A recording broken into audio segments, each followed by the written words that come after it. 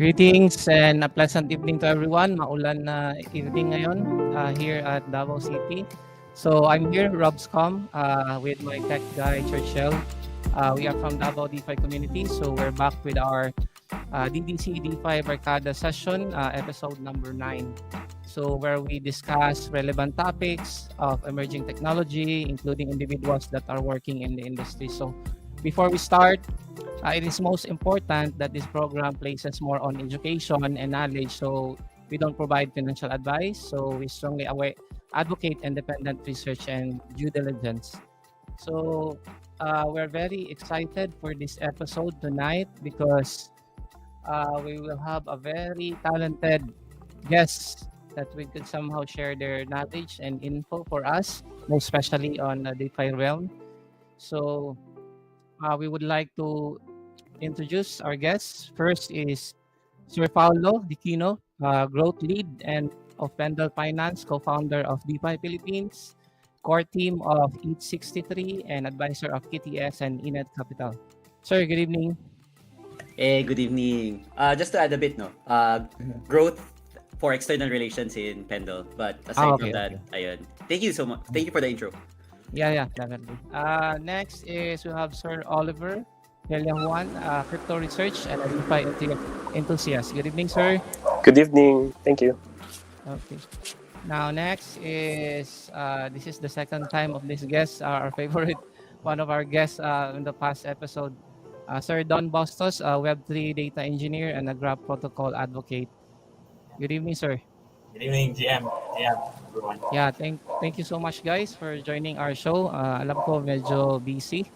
And of course, meron kayong iba't ibang DeFi task 24 by 7 na ginagawa. So yeah, let's try to discuss here some of the things na ginagawa ng mga possible DeFi or participants sa space.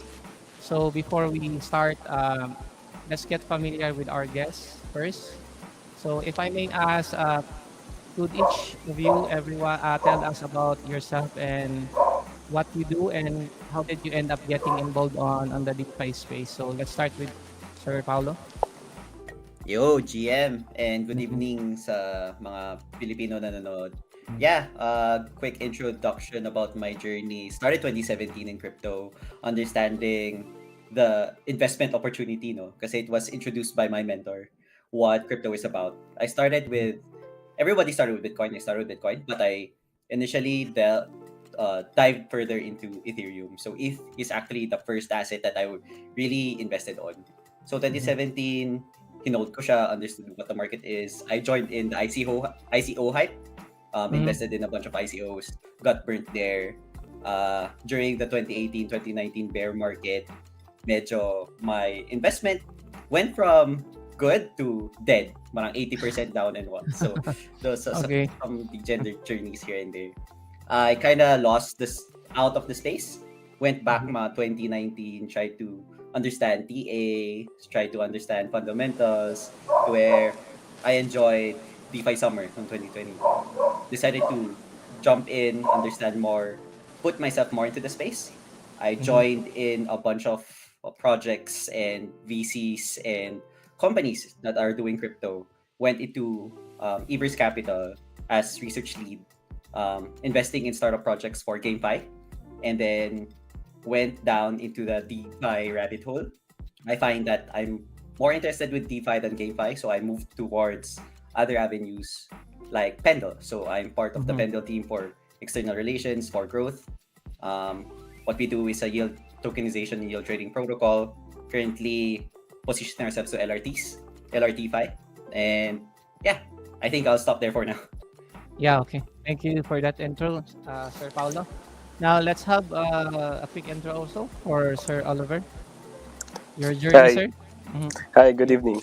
So what started was way back in 2020. So I came from abroad and then I went back. So ang nangyari nun is like pandemic, no? So I have nothing to do and I was applying for a job. And then I was looking into investing stuff.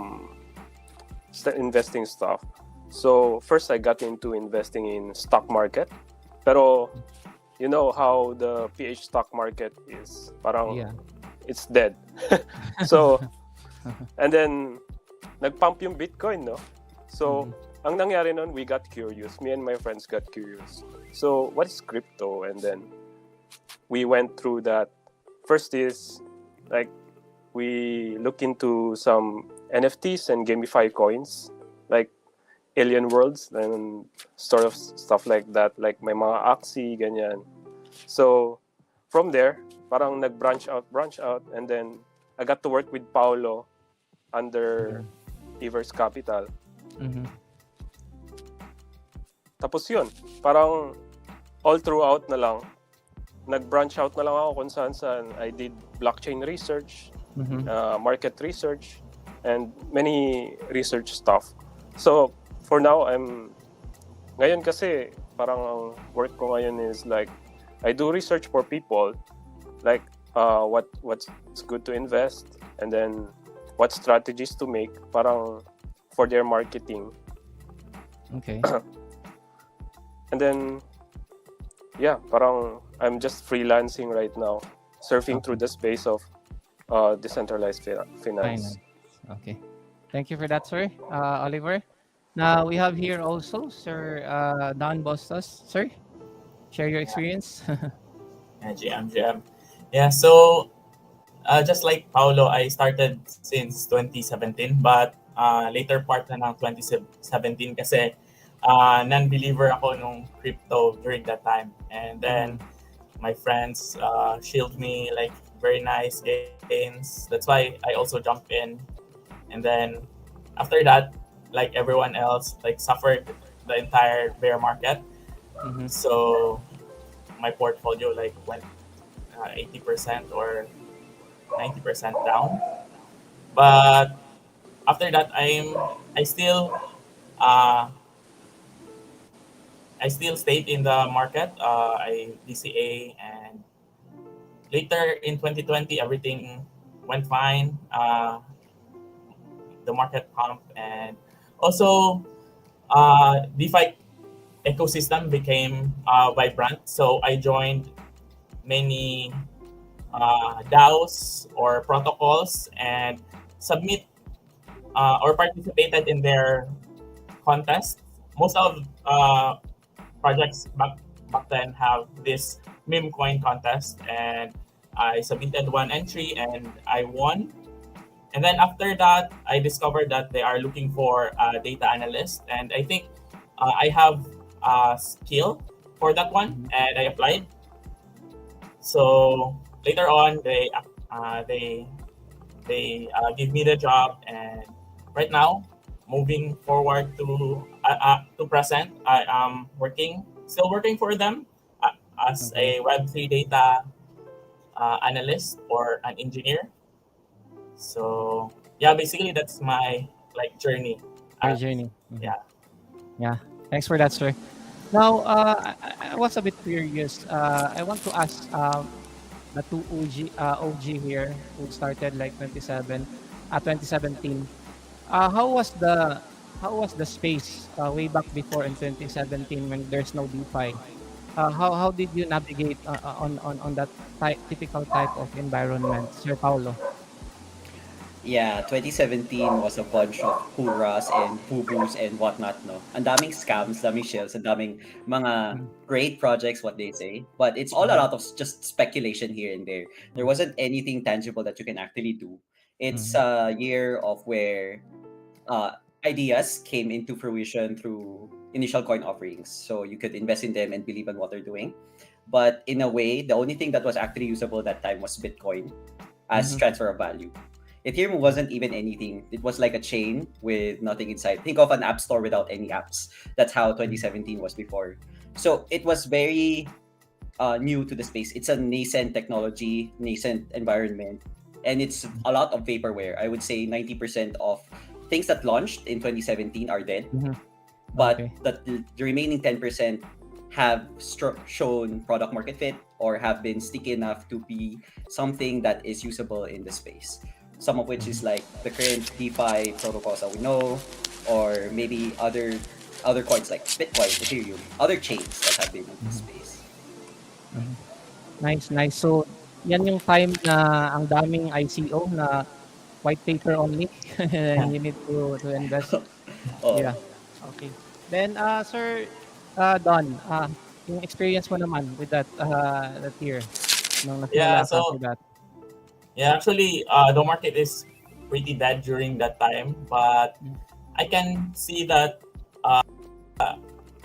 Ethereum community is building some stuff there. Mhm. So even though they are delayed in their roadmaps, they have this roadmap until like what's their end goal. So Mhm. even though they are delayed in their promises, they are delivering these promises. So I kept on like following them, like the Vitalik and the other like OG developers in Ethereum Mhm. community, and I like what they are doing, and I believe these people are like very intelligent. So I just invest blindly or just close my eyes and throw money, throw Hoping for money the to them. best. Hoping for the best. Yeah, yeah. Yeah. Nice, nice. Now, Sir Oliver, since you're pumasok ka medyo sa later part na, medyo booming na yung DeFi, parang ganun, di ba? My Mhm. question is, since nandyan na yung DeFi, gaano ba ka-stiff yung learning mo to get onboarded? Kasi pag overwhelming yung information ang daming technicalities and mga jargon information, mga languages. So, how did you navigate the space ng ganun pagpasok mo? So, unang-una, I'm a self-taught. Like, I taught myself how to do swaps on PancakeSwap, and then Mhm. from there, like, what are other things to do? Parang you branch out lang naman one at a time. Parang don't overwhelm yourself. Like, punta ka ng Twitter, sabihin ng kaibigan mo, you follow this guy, follow that guy, and then they will tell you what things to do on the DeFi space. Pero if you are a newbie, like me in 2021, my advice is to just take one step. Parang at that time kasi I'm trying to buy a coin so that I Mhm. could play a game. So, and then makikita mo naman, there's PancakeSwap, so BSC, and then yun lang ang ginawa ko. And then parang from there, what are the other steps to do? Parang may bibilin ka yung sale, bili ka ng ganitong token, and then swap ka lang. So, it's very simple naman. Mhm. Then doon na nag-grow yung eventually yung more skills mo na you got up into doing DGen stuff right now at the moment. Yeah. Yeah, pero Okay. it took Mhm. years naman.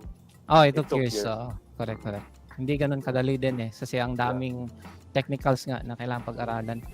Now, guys, do you agree, every one of you, na nag-accelerate yung learning nyo with the help of the community, yung mga established, or is it possible na you can do it by yourself only? Sir Paulo? Yeah, I started learning about DeFi in the crypto space through crypto Twitter. Sa Twitter kasi, there's a community there where you could actually learn what people are thinking, insights, education, and whatnot. That's where I started most of my learnings. So it's still community built, no? In terms of finding an establishment to learn crypto, there isn't really a strong establishment during my time, during 2018, 2019. There are a Okay. few educational groups, programs that are building here already, like 101 blockchains, Binance Academy, and all that. But during the time, it was all self-learning, finding the right information here and there. So it's more on like bringing yourself in, pushing and asking questions proactively, getting to understand different people. Don't be shy because everybody was trying to learn during that time. Yep. So yeah, I started that way, but now I think it's easier with all the establishments coming in with the adoption of crypto. Mhm. But yeah, having a good community will definitely elevate you or streamline the process of actually learning what crypto is about. Mhm. Yeah, definitely. I think ngayon medyo mas madami nang aware for the community to prosper. Sir Don, yung sa'yo din, nag-engage ka din ba as early as that with community? Kasi as far as I remember dati when when I try to engage, ang nakakatakot magtanong kasi overwhelming, ang daming tao sa community. So yung ano yung naging journey mo on that naman? Yeah, actually, when it comes to DeFi, parang may nasalihan kasi akong project na parang blast siya, like Ponzi scheme, but in DeFi. And they taught me how to do swaps and interact to the blockchain. So basically, yung sa upline ko, incentivized siya to teach me and onboard me. So kaya parang na-streamline yung process kung paano mag-interact sa DeFi or like MetaMask. So yeah, I see. Yeah, yun yung parang naging experience ko. But yeah, I agree na napakahirap talaga, especially kung walang tutok. So, kasi yung sa Twitter, parang medyo ano talaga scattered yung information. So, yeah, it's really hard to digest. Okay. How about you, Sir Oliver? Ano yung experience mo with engaging with community towards yung parang learning mo on the space? At the start kasi, you'll start with one project only, like 1 to 2 projects. And then you join their community, like Axie community that time. So, the Axie community will tell you, like, oh, how can I buy yung ganitong token? Parang, you ask in the community.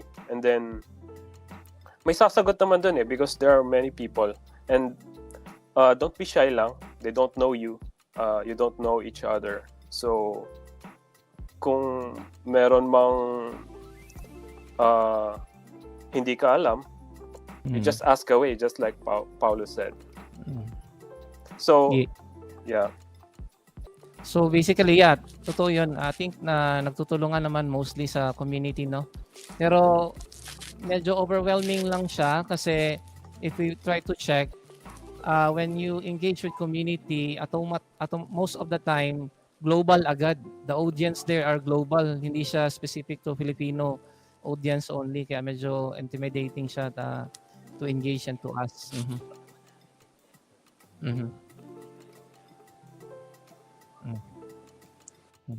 Kasi bago ako nag-Web3, I was in Web2, I was in corporate. Corporate is very limited, no? Barrier to where your department is. Kunwari, kung nasa planning ka lang. Kung nasa finance ka lang. Sharing of ideas and information is kind of abstracted kasi ang dami nyo. So, there's limited time to actually share. Crypto, on the other hand, it's still a small community. It's not as big as like JP Morgan or like institutional companies or structures, diba? So, people are actually willing to help because we all strive to one goal, which is actually adopting crypto and blockchain technology across different networks, no? My experience, I went around different regions. Magtanong ka lang. The problem is, kailangan mo mag-English, syempre. But if you ask the right question, not even the right questions, if you ask general questions, they will dive deep and provide more value than you could have thought of. So, yeah, kahit nga sa Twitter, just cold question across people that you like to know, learn about. Kahit sa LinkedIn nga they're very happy to actually extend their support with your hunger for knowledge. Yeah. Totoo yan. Actually, I can attest on that. Kakaiba talaga yung space ng community compared to a corporate kasi mostly sa mga corporate knowledge, you pay for information, while dito sa community, they give it free. Pero yung parang balik mo lang sa kanila is you will be passing on that information to others also so that you could grow the community. So maganda na aspect. Now guys, let's try to move forward to the most interesting part. Let's try to frame it sa mga baguhan kasi majority kasi na nakakausap ko is like for example, hey, do you engage in crypto? So yung crypto, the buzzword itself about crypto, parang medyo daunting na sa kanila, parang nalilito na sila, meron ng confusion. Then here comes DeFi to add more complexity on that aspect. So let's try to get this more easily madaling makuha ng mga individual people na baguhan. Kung ano yung mga possible differences ng crypto going to DeFi? Ano yung mga commonality nila na halos magkapareho sila? Then ano yung mga kailangan gawin with that? Like for example, yung definition talaga ng DeFi, saan siya nagsimula and how did it come? So yeah, baka makabigay kayo ng insights on briefer on that. Let's start with Sir Paulo again. Okay. So, I'll put it in a context of different verticals in the space. Okay. Mhm. So, DeFi is one vertical. We have NFTs, we have GameFi, we have infrastructure, we have chains. So, the definition of DeFi in that definition, in that parameter is, it's a way to access financial tools in a decentralized manner. Kaya nga finance, decentralized finance. So, example is, if you wanna swap a token, instead of using a centralized party or custodian like Binance or other exchanges for the matter, like kung ano sa iba, like they use Gemini, di ba, sa US, you can use Uniswap, you can use SushiSwap, you can use QuickSwap. These are applications that are built on blockchain that is transparent and is all seen through the public ledger, which is the blockchain technology or the block itself. So this gives opportunity for users who have not gained access to the financial tools where the institutions are actually using. So some examples would be margin trading, or options. There's also interest rates. There's also derivatives. So these kinds of financial products that is complex, mahirap intindihan siya sa finance eh. But it gives you the avenue to try it out. Kasi before, if you are trying to, example, mag-trade ka lang sa Philippine Stock Exchange, you need your identity, di ba? You need paperwork, di ba? And it takes time, Yeah. di ba? Paano kung minor ka, wala kang ID? Then you don't have access. You can't try it out. You can't invest in this kind of stocks and whatnot. But for DeFi, you just need a wallet. And you just need to transfer funds in that wallet and access. So that's the magic behind, or I think that was the value proposition of decentralized finance. No, other hand is you can gain access to ways where you could actually leverage and earn or even compound your capital. No, there are different yield performing platforms out there that is actually outperforming what you know.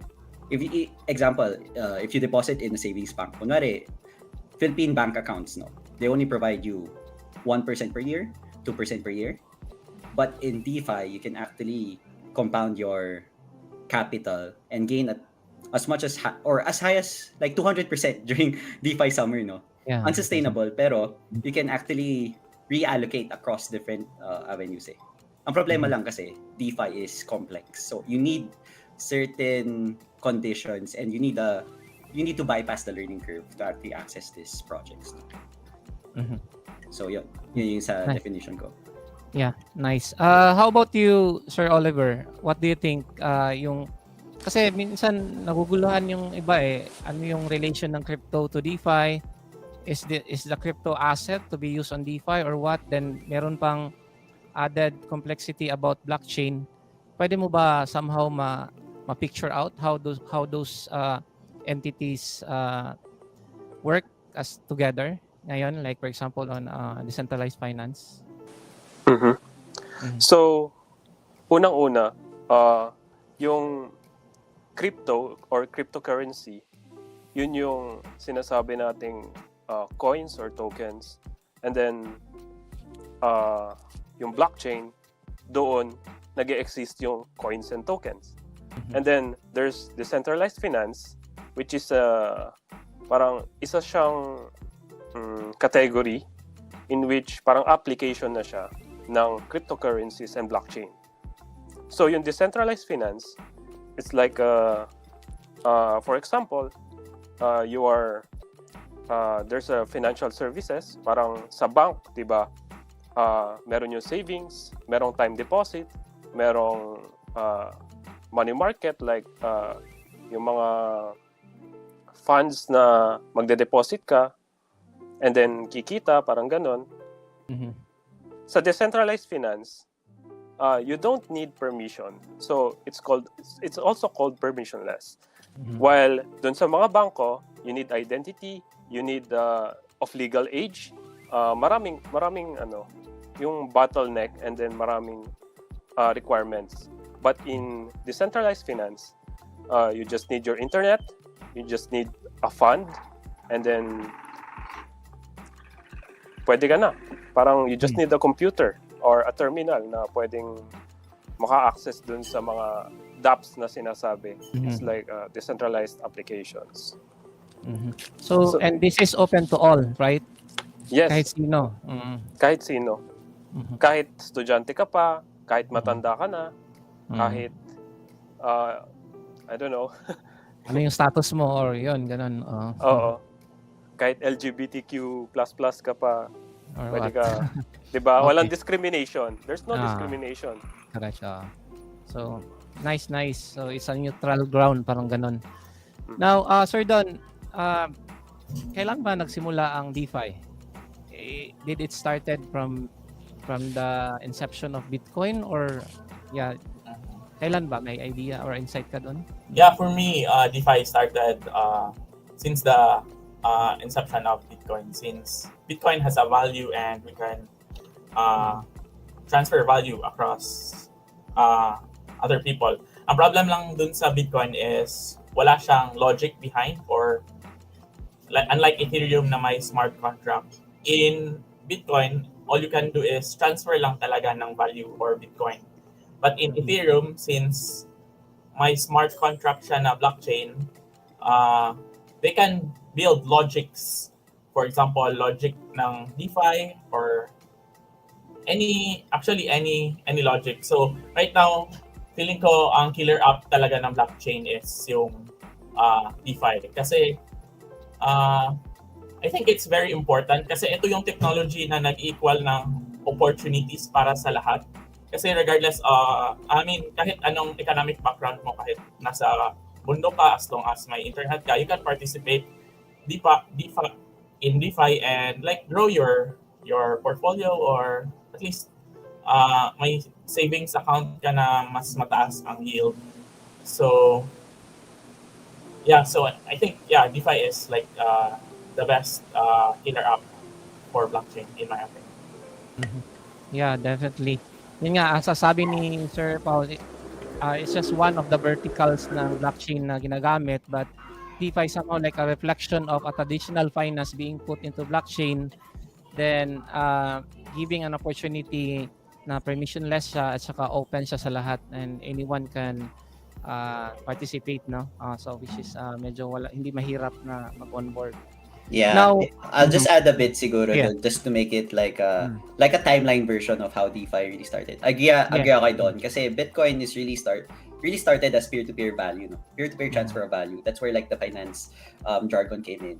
Bitcoin is like typically decentralized finance, but if you categorize it, it was conceptualized actually by some of the core members of Ethereum during 2018 that there's going to be a set point in time where different financial tools will be born in blockchain where people can actually use. That's where actually DeFi Summer started. 2018 was kind of like conceptualization. 2019 was the test or like ideation of different concepts. And then 2020 boom because of yield, I would say. Kasi 2020 DeFi Summer, people were aping in different projects, joining in, when I say ape, sumasali sila because they are able to generate immense yield. There was a product called Yam Finance dati where you stake their tokens, you can get 10,000 annual percentage yield. So that's kind of crazy, no? Yeah. That's where people actually took notice on what these kinds of things happen. It's still vaporware. It's kind of like pump and dumps with the emissions of tokens, no? But it's how DeFi thing started, allowing users to generate surmountable amounts of yield with just small amount of principal.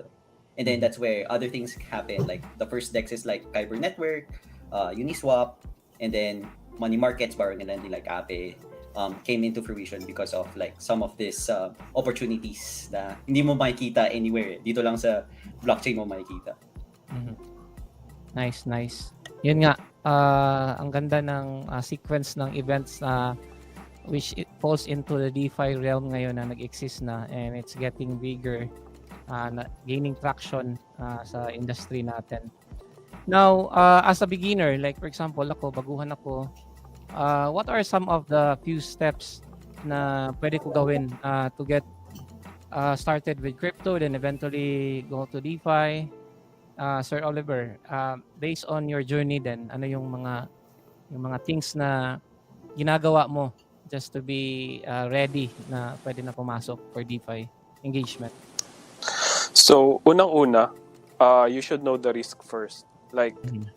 Crypto is a space where pag nawala ang funds mo, it got hacked, you got drained, or you got exploited, or any other forms of loss, hindi mo it's unlikely na mababalik mo pa siya. Mhm. So you should know the risk first before going in. If the risk is not for you, then you shouldn't do DeFi. Okay. Unlike dun sa mga traditional finance na mag-deposit ka sa bangko, may insurance 'yon. May PDTC, di ba? Mhm. Sa DeFi space, sa ngayon, wala pa masyadong insurance. Pero, meron nang nag-exist na iba. And then, after knowing the risk, you should know what are the requirements. So, unang-una, alam mo bang kung paano nagfa-function yung wallet mo, yung seed phrase mo, dapat tago mo, parang mga ganong steps. And then, you should know where you can explore the applications. Mhm. Kasi paano mo malalaman yung kailangan mo kung wala kang platform na discovery platform where you can search for the things you need, like where do I swap, where do I buy, where do I on-ramp, like Mhm. Convert my PHP to USDT or Bitcoin or Ethereum. Mhm. Okay. Nice. So parang yung pag-off-ramp process from our fiat fund going to crypto. So dapat matutunan 'yon, then having a wallet be able to engage to DeFi. So yun yung mga importanteng steps. Nice.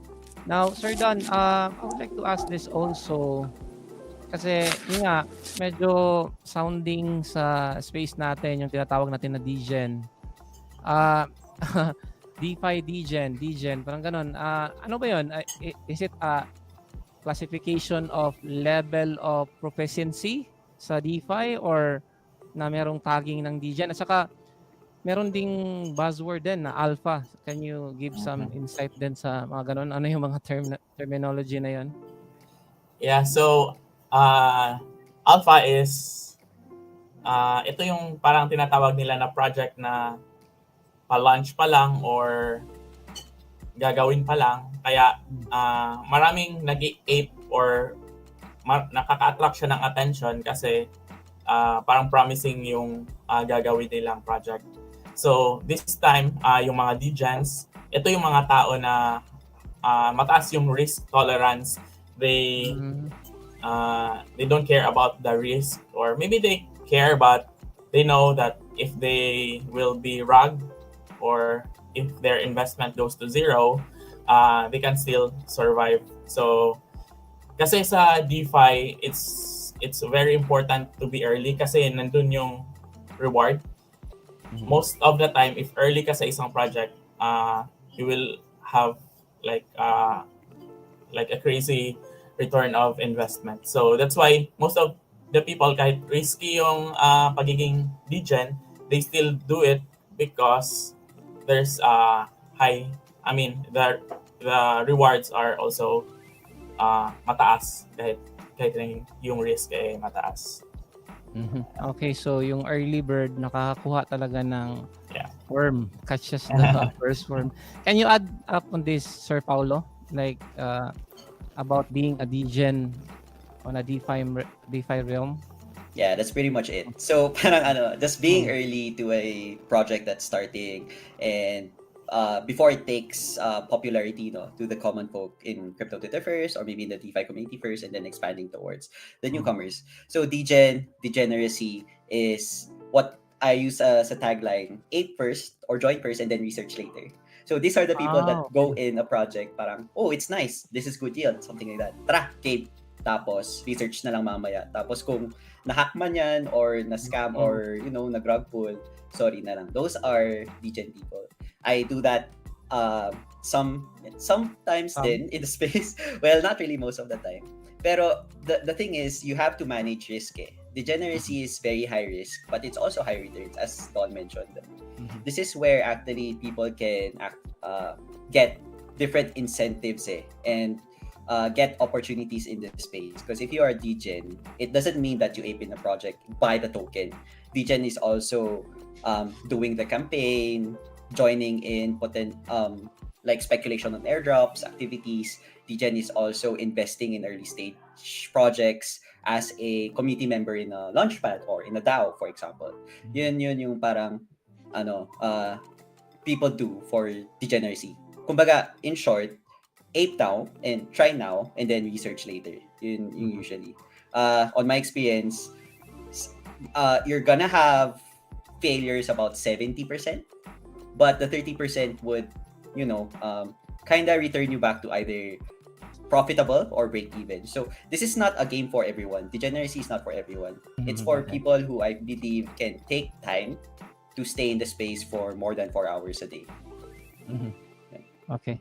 Yeah, I want to add up. I think isa din sa mga attributes ng degen are like mataas yung conviction nila at saka of course they're very confident na kasi medyo broader na yung knowledge nila sa space kaya nakaka-decide sila ng ganun na abruptly they can follow an instant project kasi parang ang hirap nun pag parang wala ka pa talagang overview sa space. So I could classify yung mga degen parang mga tawag nito top user na yun, parang medyo professional in the sense dun sa space ng DeFi.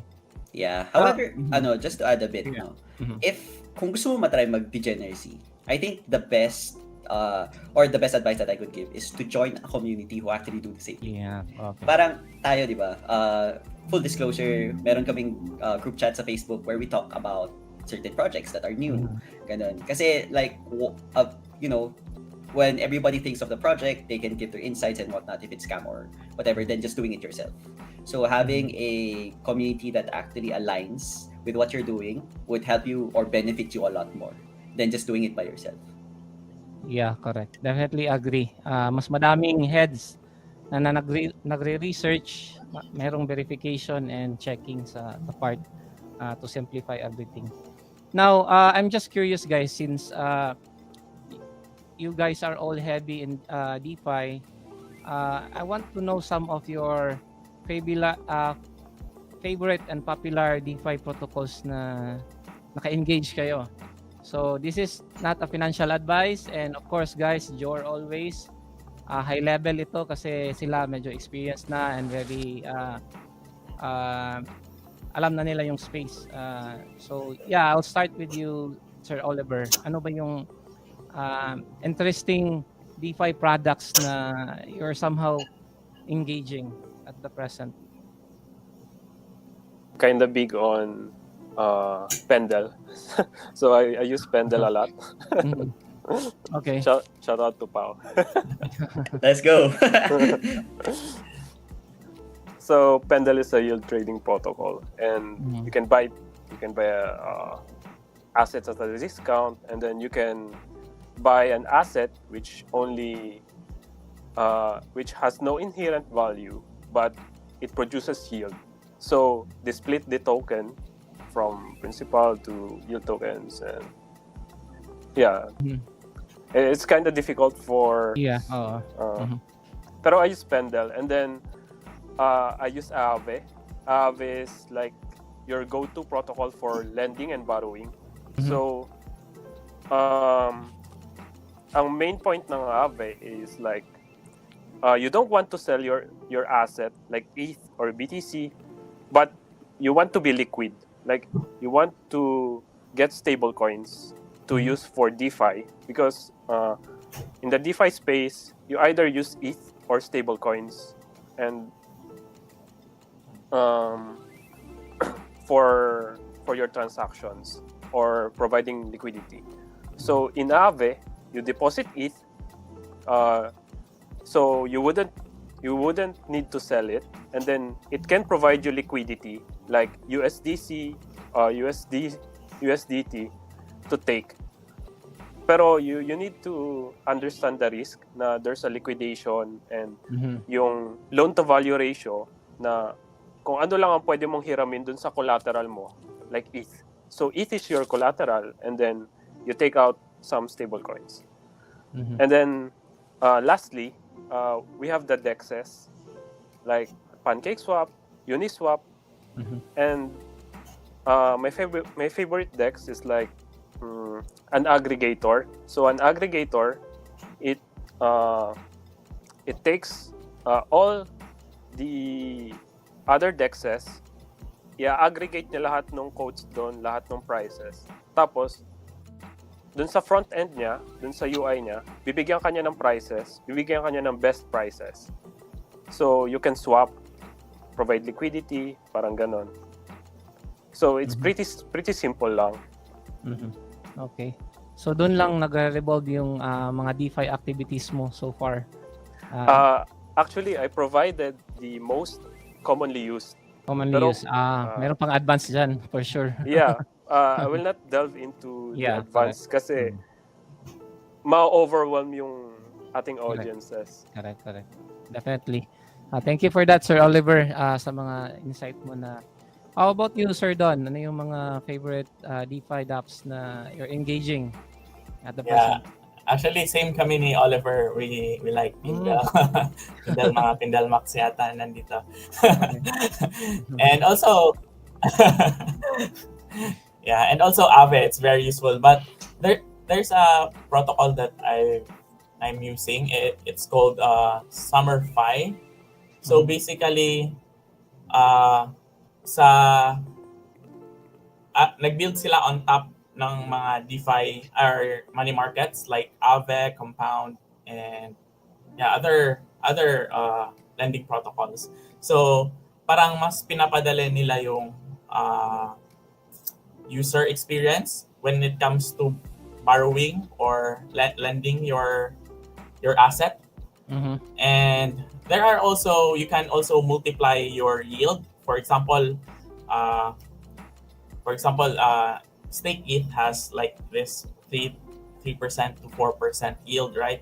So you can, in Aave, you can lend that Stake ETH, then borrow against that Stake ETH, borrow, let's say, Ethereum, then swap this Ethereum to another Stake ETH and deposit it in Aave.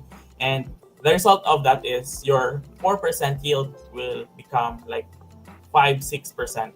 So somehow it's very difficult to do that, or it's very difficult to do that in Aave.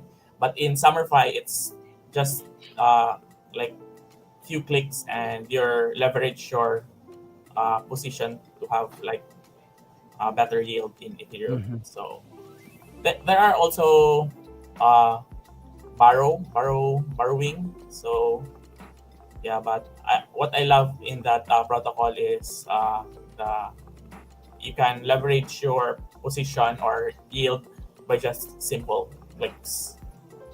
So parang advanced iteration siya ng Aave. Meron siya mga added functionalities na pwede mo magamit for advanced use, right? Yeah, I think the team who built that one are like from MakerDAO. So they have they integrated their platform to MakerDAO, Compound, and Aave.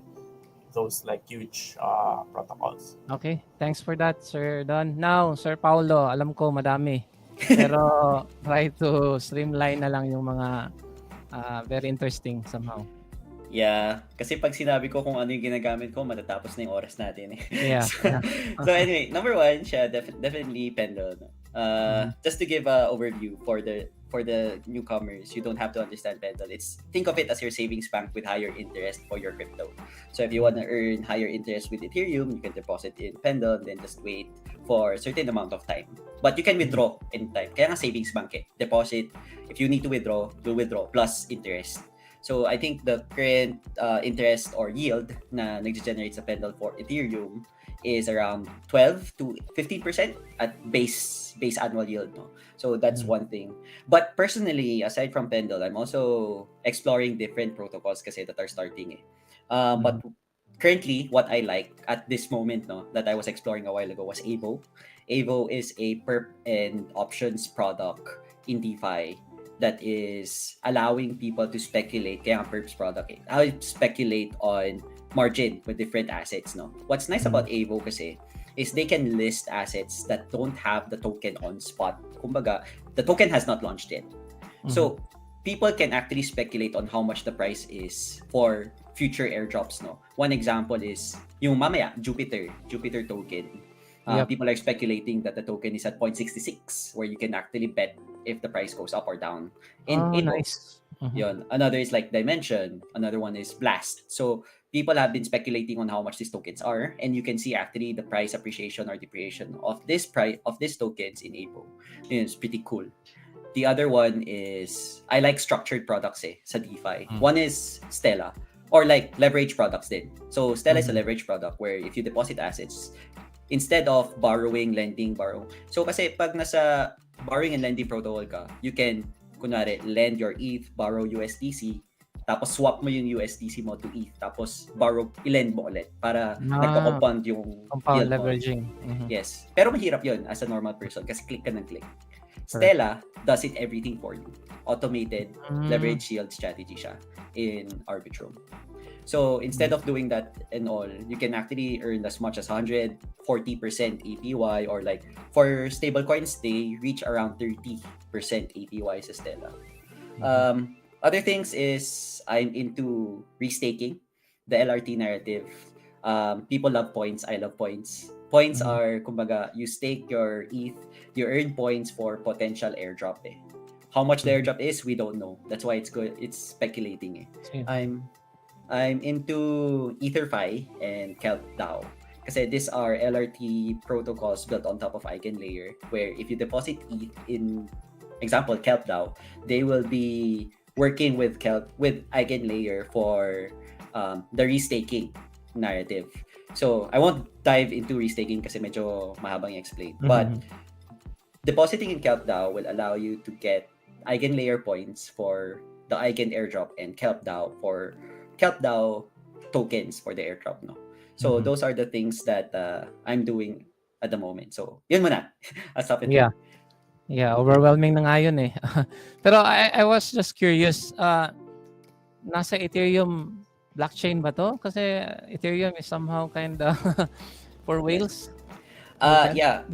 Kelp DAO and EtherFi is in Ethereum mainnet, so expensive. Usually, smart contract execution is around $15 per execution. But I think Avo is in Avo is in Ethereum din eh. Stella is in Arbitrum.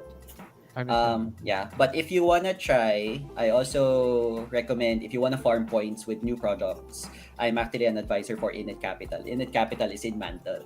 So Mantle, gas fees is almost non-existent eh. $0.02 lang yung gas fee doon. It's same as Aave, but in a way more innovative kasi Aave is isolated pools where you can borrow and lend at one position lang. And then if you borrow and lend, they will be dependent with each other. So kung na-liquidate yung isang position mo, liquidate din yung iba. So in Init Capital kasi, you can borrow and lend in one position, borrow and lend in the other position. Kung na-liquidate yung second position mo, hindi affected yung first position mo. They do that with through liquidity hooks. So it's a upgraded version, in my opinion, upgraded version of Aave. Init Capital. So it's cheap, $0.02 lang. And then you can actually farm points if you try it out. Yeah, actually parang may commonality dito eh kasi it's been a hot take sa space ngayon regarding points system, and boils down to the most favorite part, airdrops. So now I will be asking this guys kasi ano ba yung rationale ng airdrops? Is this somehow sustainable? Legit ba to? Hindi ba ito scam? Kasi if we know the buzz phase of DeFi, we cannot argue na merong bad actors and meron ding good players. Now, and these bad actors offer also airdrops like the good actor one. So, how do we navigate airdrops, and how do like the mechanism justify for particular airdrop? Ano yung purpose talaga? Why projects do airdrops to everyone? What's the main goal? Is just ponzinomic ba o meron talagang use case in the sense dito? So let's go first with insight for Sir Oliver. Ano sa tingin mo, sir? So, yung airdrop kasi, there are many rationale or there are many reasons why they do airdrop. The first reason I can think of is marketing. So, when you do airdrop, it lets people know, it attracts people to use your protocol, it attracts people to buy these tokens, like what is their use to their protocol, like that you lock it, you trade it, or whatever.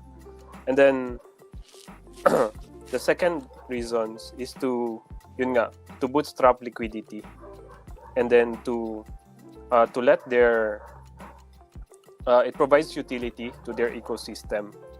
Like if you have Mantle, there's Mantle tokens which is used for gas fees, mga ganong bagay.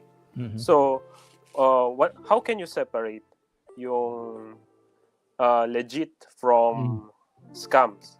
Unang-una, you take a look at their product. So for example, there's Hyperliquid. Hyperliquid is a perpetual DEX protocol na ang ginagawa nila is you can trade futures, you can provide liquidity, and then you can leverage trade. So you can farm points by trading on their protocol and providing liquidity. So paano mo malalaman na legit siya? There's already a product. Meron ka na nagagamit. Yep. So yung mga bad actors, they parang usually they're just promises na may ganito kaming product, magla-launch pero token muna. So yung unang-una, ang legit na product or ang legit na token or airdrop, may product agad sila. Nice. Meron kang magagamit.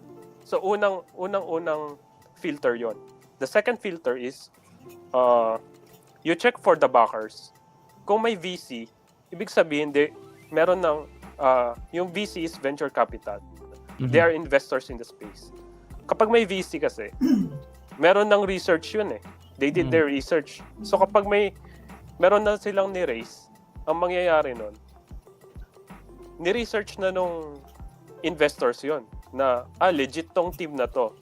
Totoo silang gumagawa ng product or nung services. So, meron ka ng idea na kung merong backers, merong VCs, magkakaroon ng token yan. Bakit kasi? Paano nila babayaran yung investors? Okay. It's through the tokens. They will not share revenue or something like that. They have their own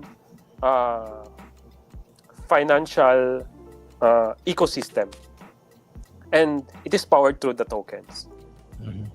So, I think yan ang pinaka-basic na malaman para ma-differentiate mo yung totoong airdrops sa mga scams. And then, yung mga scams, usually kasi, ang makikita mo is, they'll just farm you na you do this, you do that, and then wala lang, parang there's Rag. parang nag-quest ka lang sa kanila, and then ano naman yung silbi ng quest na yun, parang bumabalik tayo dun sa una kong sinabi, walang product, wala silang show. Correct. Yep. So, thank you for that. Yeah, that's it. Sir Oliver, yun nga no, product talaga. So dapat evident. Kasi I think majority of that would justify kasi yung mga scam talaga, since wala silang technical team siguro or expertise on that, hindi sila makaproduce ng product. Token lang yung ma-offer nila for airdrop like that. So yeah, that's good. Sir Don, hot take itong airdrop. So how do we navigate properly? Yeah, I guess agree naman talaga ako dun sa mga sinabi ni Oliver. 100% you look at the project first, and if they are backed by like popular VCs na may large pocket, then it's like highly likely hindi rag yung project.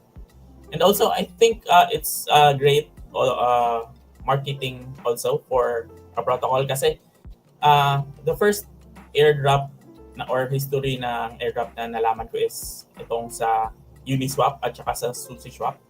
So before, back then, yung DEX or yung exchange sa Ethereum is only Uniswap. But then, my project or team na nag-fork ng Uniswap, tinawag itong SushiSwap. And they promised na kung sino yung maglalagay ng LP or magsuswap, may matatanggap na token. And mostly nung mga nag-deposit or nag-LP sa Uniswap, lumipat sa SushiSwap. And then, doon pa lang malalaman mo na may effect talaga if there's an incentive behind yung mga gagawin ng mga users. So, and then after like several months ata, yung Uniswap naman is parang na-threaten sila, and then they think about na paano makakuha ulit yung share nila as DEX. So, yun, nag-airdrop sila. And the only qualification during that time is if you like did a swap in their deck. So, back then, it's very simple to get airdrop because wala pa masyadong tao, and yeah, it's very lucky also. And yeah, I guess, yeah, airdrop plays a very important role talaga sa marketing and like bootstrapping ng community. And yeah. Yeah, totoo nga. So madaming opportunity. Now, I would like to add to Sir Paulo, mostly ba yung airdrop would span out doon sa mga bago lang? Yung mga running na hindi na nagkaroon ng airdrop, and since it's a win-win between protocol and users, how do like a Degen approaches airdrop, yung valuing niya for a particular airdrop that kailangan ba i-hold or you need to diversify? Ano yung approach mo with that?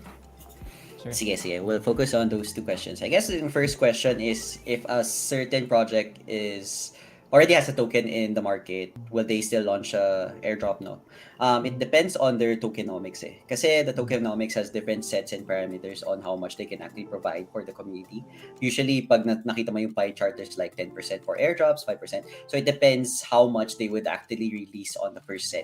There's airdrops in tranches So for example, Jupiter has an airdrop as the first tranche, and then they'll have another one in the second tranche. Depends on like how their economics go for the airdrops They usually announce it naman. So technically, most of the projects who wants to do an airdrop can do an airdrop. They can actually take it from their ecosystem supply. They can take it from the allocation of the airdrops and whatnot. So that's a game where people actually just do a lot of speculation. You can't really determine how much an airdrop is. It's more of like how much can you actually get? How can you maximize getting that airdrop? In terms of degeneracy or finding, I'm not sure. The second question, tama ba, is what's the effective way to get the best or maximize airdrops? Yep. Yun. Yun. So airdrops is everywhere na.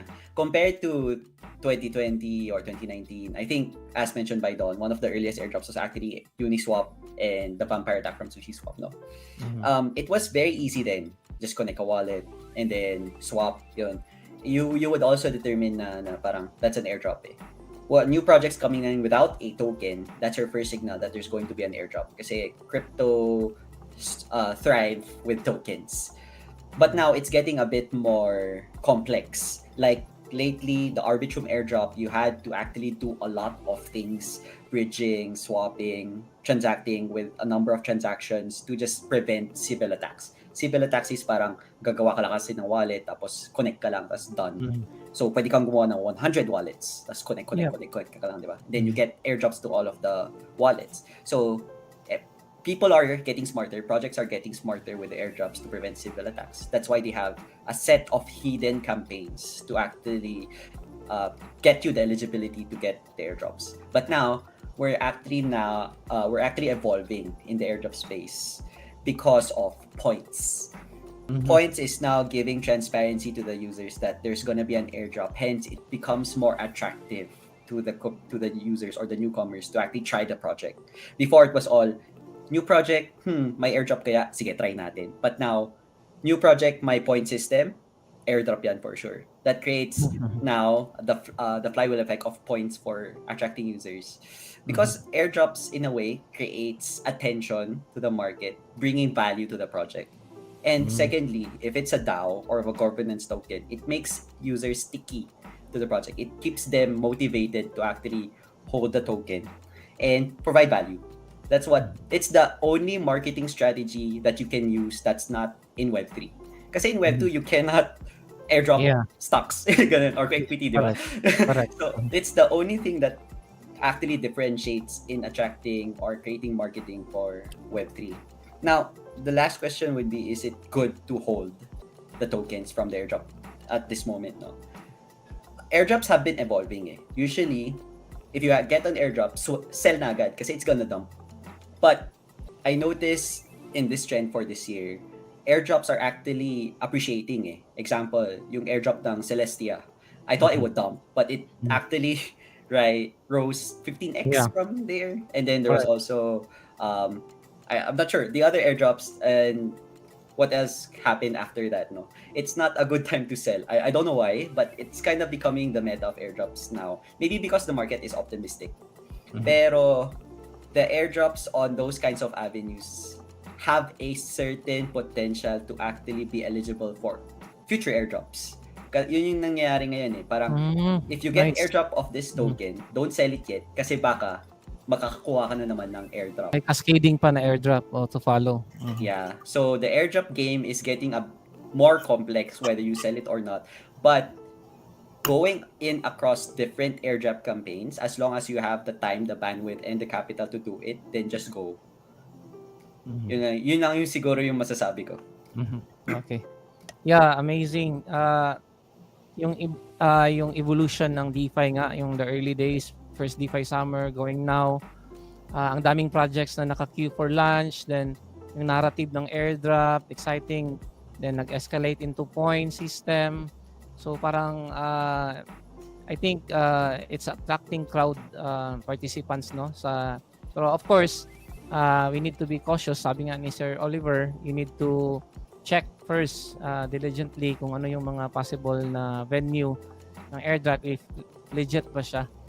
So now guys, we're on the last part of our show. Medyo hindi natin talaga ma-infuse lahat ng information with DeFi with this one show lang. So alam ko at least it would somehow ignite some interest for our viewers na to check DeFi in the sense, then progressively they can learn from it. So I want to ask your some advice for our new DeFi commerce that will be get onboarded then, and what are some of the interesting part in DeFi that you are looking forward in the next coming months or years? Pero I cannot really tell years because weeks and days in DeFi is already like months of innovation being progressed. So yeah, I'll start with you, Sir Oliver.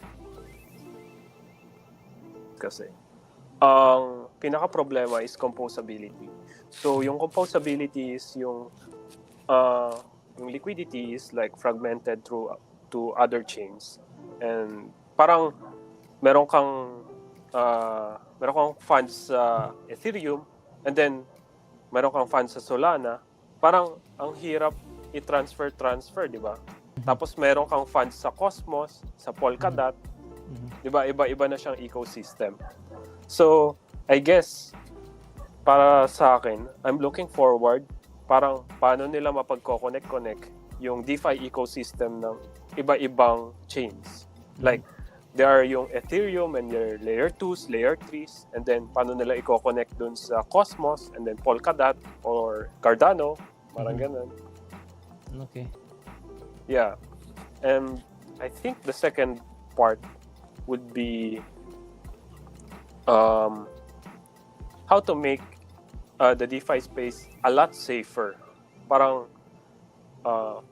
siguro sa wallets, magkakaroon tayo ng smart wallets or yung private wallets, mga ganyan, na there's account abstraction na hindi ka malalaman kung ano yung mga transactions or kung ano-anong mga privacy etc. na ginagawa mo.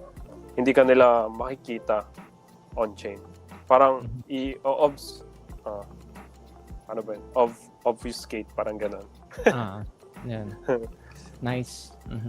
Si Sir Oliver, if someone like newbies want to follow you, saan ka ba mostly nakikita? Are you open ba for someone DMing you and asking for basic questions about DeFi? I think kung gusto nyong makapag-interact sa akin, because I only participate in one space, is our group chat in the Facebook. Yeah. Kasi doon lang ako talaga nagko-communicate. Hindi ako nagko-communicate sa Telegram, sa Discord, or sa Twitter. Only there. Okay. So that's DeFi Philippines, right? DeFi... Pwede rin sa DeFi Philippines. Pwede rin dun sa aming Alpha group chat. Okay. Got Cryptotoy. Okay. Yeah, Cryptotoy. Okay. Thank you for that, Sir Oliver. Yeah, Sir Don, yung mga interesting things for DeFi na excited ka, then how newbies will be able to connect to you and like ask for help in case. Yeah, I think the most interesting siguro na addition sa DeFi is yung real world assets like stocks, bonds, and US treasuries and likes. So currently, like ngayon parang mahirap gumawa ng account kung gusto kong bumili ng US stocks. Meron namang eToro, but it's more easier if integrate nila sa DeFi kasi may wallet na tayo and just a simple swap na lang. Pwede nang bumili ng like Tesla, Microsoft, and other US stocks. Kasi most of stocks ng US kasi maganda din mag-invest kasi nandun yung innovation. And sa akin, if they want to catch me, doon lang din sa Alpha Group or DeFi Philippines. It's good naman na community. Doon yung tambayan ng mga DeFi Degens. Okay. Okay, thank you for that, Sir Don. Sir Paulo? Siguro for people who want to try DeFi, maybe prioritize understanding how a wallet works first. Kasi you cannot degen in if you don't have the capital, and if your capital gets lost from hacks or phishing or honeypots or whatnot, wala rin. Sayang din lang yung parang pinaghirapan nyo. No? So, I definitely recommend, this is not a paid, I'm not ambassador, not paid, partnership. You try Rabby.io. Kasi honestly, it saved me a lot from hacks. Kasi they will simulate the transaction, and if it's fraud or if it's risky, you can just cancel it after. So yeah, I think be mindful when getting in your DeFi journey about risk and understanding how a wallet works. Kasi nandun pa lang tayo sa stage na yun eh. Not everyone can come into DeFi yet. Not even your lolo, your lola can come in. Yep. It's more of like still learning, and definitely if you master the wallet and master security, it will be easy for you to actually go around DeFi. In terms of getting resources, here's the DeFi Davao community to actually help you guys out.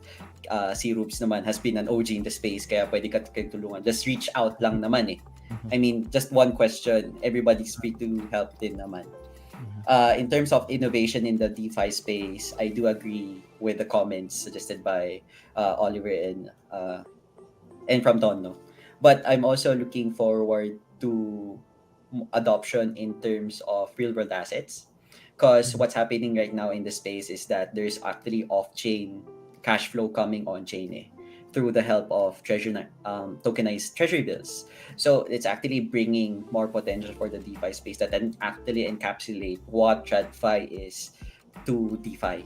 So, Mhm. start pa lang, treasury bills pa lang tayo. But what happens if we get like an index of the S&P going into DeFi, then that's actually a big win for all of us, no? Looking forward to real world assets. Other things, innovating. The projects in DeFi is not at its final form. Definitely, Mhm. madami pang upgrades here and there. It's good to actually find a community that actually helps out in researching these things. Yun, as mentioned by Oliver, meron tayong group called Cryptotoy. Mga totoy ng crypto kasi lagi na lang tayo nandun. So, we have talk about a lot of stuff. But we're also, so I also co-founded DeFi Philippines. We provide information, research, alpha there, whether it be an airdrop, yield strategy, whatnot. We'll be posting a bit more down the road. So if you wanna get started, we have a page doon or one post na how to hatch or parang Mm. itlog ka pa lang, how do you hatch into DeFi? Yes. So meron doon kaming page. Anything else, if you wanna contact me, I'm just at Facebook, Paolo Jokino, you can just search it there. And Twitter, right side only. So I'm right side in crypto Twitter. No? So yun, open to help. Yep. Thank you so much, guys. So yeah, yung mga newbies natin dyan, you could probably reach out yung Web3 Philippines and also Sir Paulo. So everyone is willing to help you get onboarded. So prioritize more on learning the basics first before engaging in DeFi, and make most of it by engaging with community. So guys, thank you so much for coming in our show. Ang laking learning somehow na getting your insights about DeFi. Kasi hindi masyado nakikita sa mga shows yung meron pala tayong mga diverse Pinoy Degens na working on the background. At least ngayon, you're here present and everyone can see you. So thank you so much. Have a good night, everyone. Bye for now. Bye-bye. GM.